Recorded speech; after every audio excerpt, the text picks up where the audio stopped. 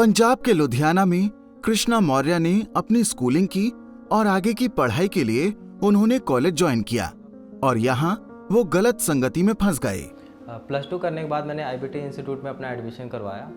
वहाँ पे काफ़ी रिचेड फैमिली से मुझे फ्रेंड मिले और उनका डेली बियर बार में बैठना होता था, तो मैं भी उनके साथ बैठा था। उन्होंने मुझे एक दिन ऑफ़र किया बियर पीने के लिए, तो मैंने उनको मना किया कि मैं ये सब नहीं पीता।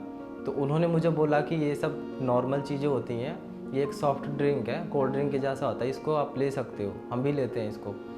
तो मैंने इस बात को सही समझा और मैंने उसको पिया। इसी तरह से मेरे फ्रेंड लोग जो फिर एक बार बैठे थे बियर बार में, तो वो शराब पी रहे थे, तो उन्होंने मुझे शराब पीने का ऑफ़र किया। तो मैंने उन्हें मना किया कि नहीं, मैं शराब नहीं पी सकता।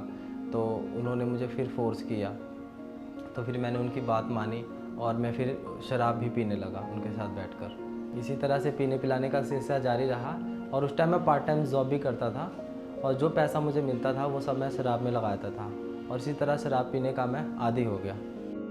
इस नशे के चलते अक्सर कृष्णा परेशान रहने लगे। अक्सर मैं सोचा करता था कि जो मैं कर रहा हूँ ये सब गलत है और मेरे मन में ये भी आता था कि अगर ये बात मेरे मम्मी पापा को पता लगी तो उनको कितना दुख हो, क्योंकि उनको ये सब बातें नहीं पता थी।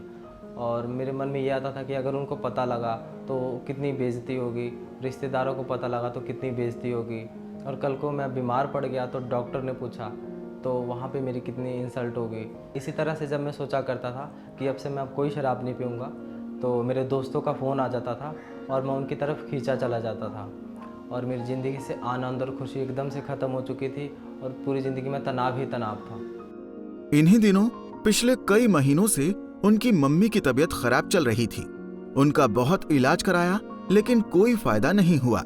तब उनके पिता को एक मसीही भाई ने एक मसीही प्रार्थना सभा में जाने की सलाह दी। कृष्णा ने देर नहीं की और वो अपनी मम्मी को लेकर पहुंच गए और वहां उनकी मम्मी के लिए प्रार्थना हुई और वो कुछ ही दिनों में ठीक हो गईं। मम्मी के ठीक होने के बाद मैंने पहली बार प्रभु यीशु मसीह के नाम को जाना और मैं हमेशा चर्च जाने लगा और पास्टर जो वचन प्रभु को बताते थे वो मैंने सुना। मुझे काफ़ी अच्छा लगा और मेरे को शांति मिली और मेरा विश्वास बढ़ा। इसी दौरान एक दिन पास्टर बाइबल से संदेश दे रहे थे कि क्या तुम नहीं जानते वो तुम्हारा शरीर परमेश्वर का मंदिर है और जो कोई उस मंदिर का नाश करेगा परमेश्वर उसे नाश करेगा, क्योंकि परमेश्वर का मंदिर पवित्र है और वो तुम हो। इस बात को सुनकर मैं काफ़ी घबरा गया और मैं ये सोचने लगा क्या अगर मैंने नशा नहीं छोड़ा तो क्या प्रभु मेरा भी नाश कर देगा, और इस बात को लेकर मैं काफ़ी परेशान हो गया।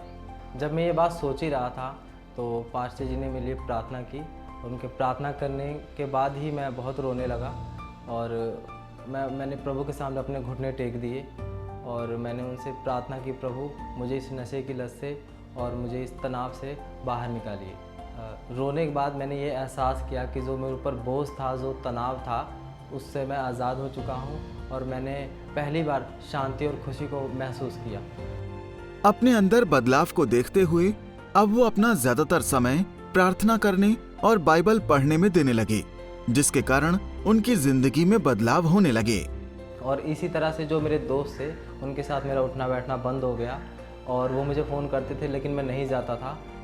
और आज मैं बहुत खुश हूँ कि मैंने प्रभु यीशु मसीह को जाना और मैं प्रभु के वचनों को फॉलो करता हूँ। और मैं जितने भाई बहन हैं मैं उनको ये कहना चाहता हूँ कि आप प्रभु यीशु मसीह को जानो। जैसे प्रभु यीशु मसीह ने मुझे इस नशे की लत से बाहर निकाला, वैसे वो भी आपको भी इस नशे की लत से बाहर निकालेंगे।